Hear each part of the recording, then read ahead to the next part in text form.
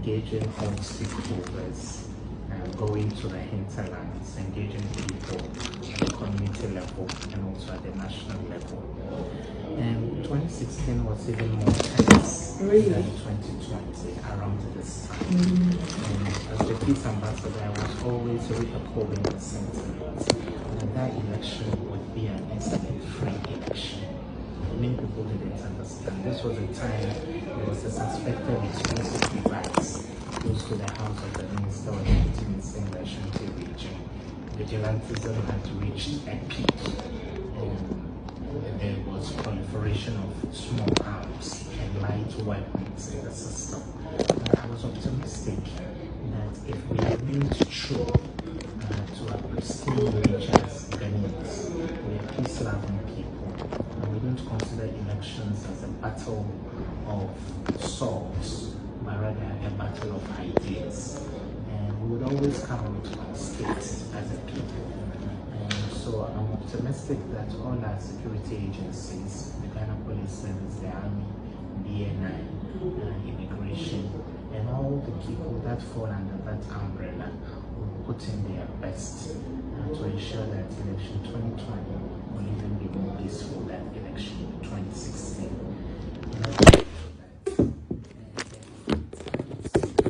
People have actually accused our security agencies of being complicit. Should we continue? Yes, please. Obviously, there have been times people have raised red flags that our security agencies are not independent, and because services chiefs, the IGP for the police service, the chief of defense staff for the military, because BNI director, because these are political appointees, some believe that whatever they do is tied to the umbilical cord of the executive arm of government. So they would do things to support the party that gave birth to that government. It is political parties that give birth to governments. So if you are employed by the government, then by extrapolation, you've been employed by a political party. But the election in 2016 showed that our security services can rise above partisan, allegiance and fealty or loyalty, and uphold the ethos and standards of professionalism. So I'm optimistic that even in this election, just as it was in 2016, if you want to beat someone to it, beat the person squarely at the polls without any idea that the services chiefs or security agencies would take the balance of advantage in your favor. So I'm optimistic the Ghana Police Service and all others will act professionally on election day. But what should they do? What measures should they put in place for us to be convinced that they will deliver on that day? The fight against vigilantism has been a bit wobbly. It hasn't been convincing. And I'm starting to say that when the National Peace Council agreed on a working document that would be binding on all political parties, there was a little reservation from some political actors. That doesn't inspire confidence in the commitment of all political parties to tackle the menace of vigilantism. If these vigilante groups hold sway on election day and during the transition period, mind you, Augustina, most of the violence we have seen historically, apart from snatching of ballot boxes, it has been as a result of our security services losing control when a new political party is declared winner against the incumbent. Then there is a feeling of uncertainty. Of course, the IGP would be on his way out, the chief of defense staff would be on his way out, the BNI director would be on his way out, the national security coordinator, now national security minister, would be on his way out. So it always creates a semblance of instability.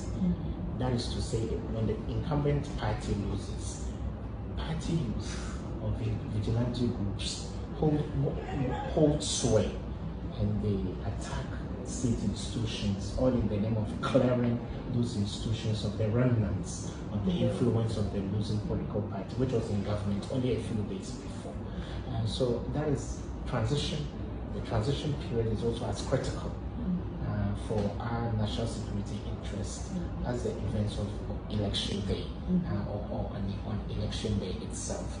So I'm optimistic that we'll look at both on all levels. Vigilantism, the proliferation of arms.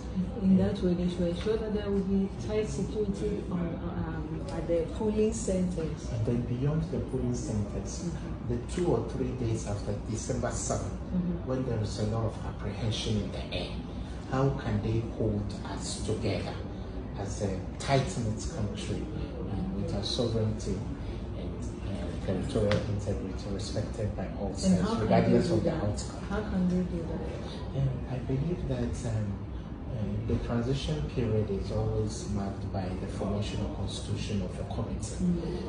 It is important to give an assurance to services head of all our security agencies that it's not the end of their service as heads of these security agencies. So where they need to give sweeping orders for law and order to be upheld, they shouldn't be reticent or reserved in doing that.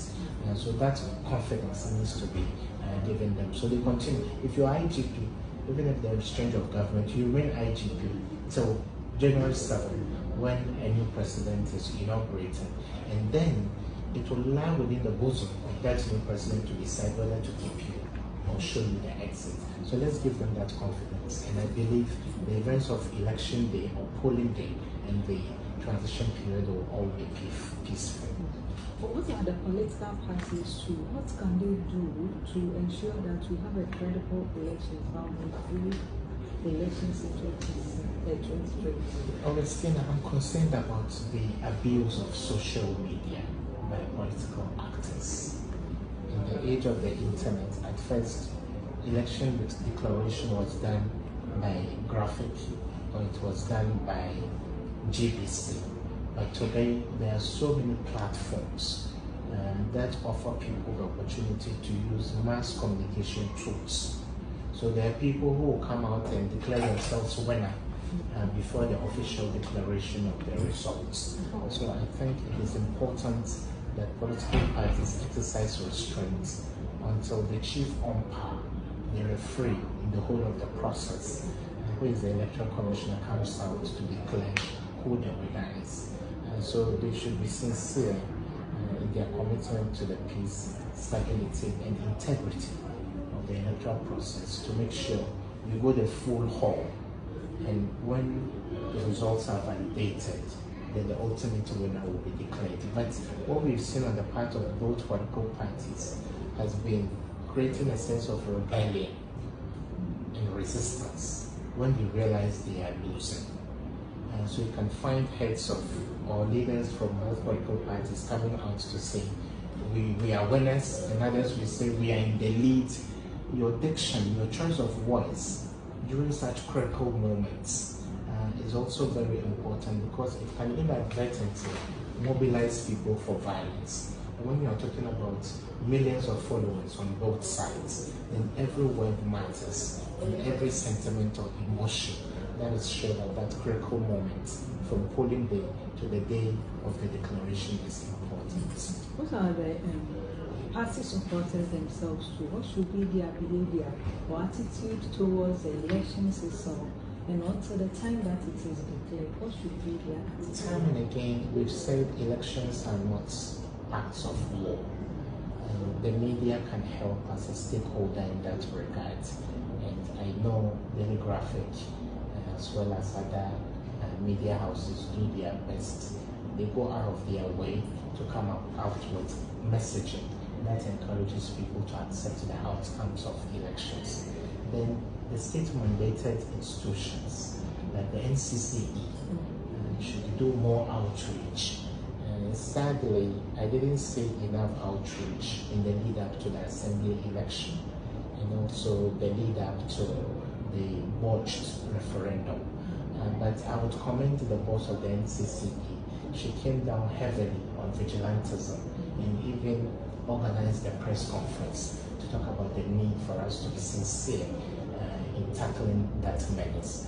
So outreach is important.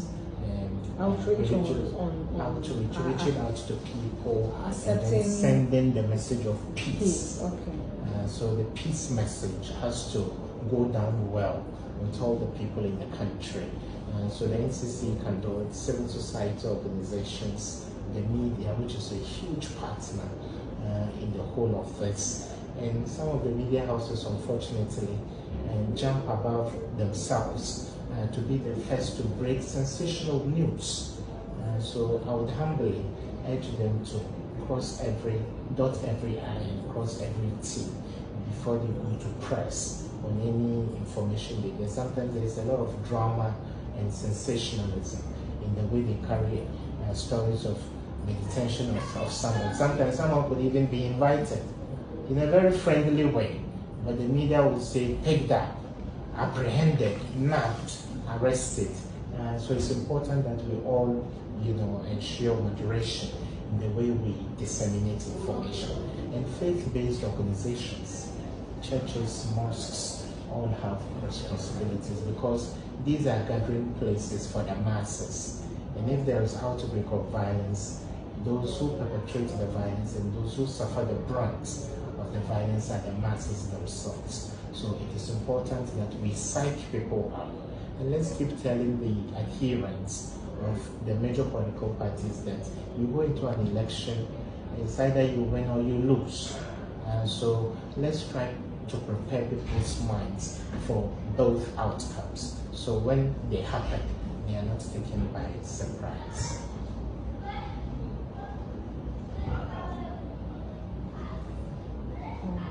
I think that would be all. Thank you very much. You're most welcome. Thank you so much for having me. It's always a pleasure. Thank you very much. So, please, can I have so your... I should write the full name in the designation yes, I would be as very well. grateful.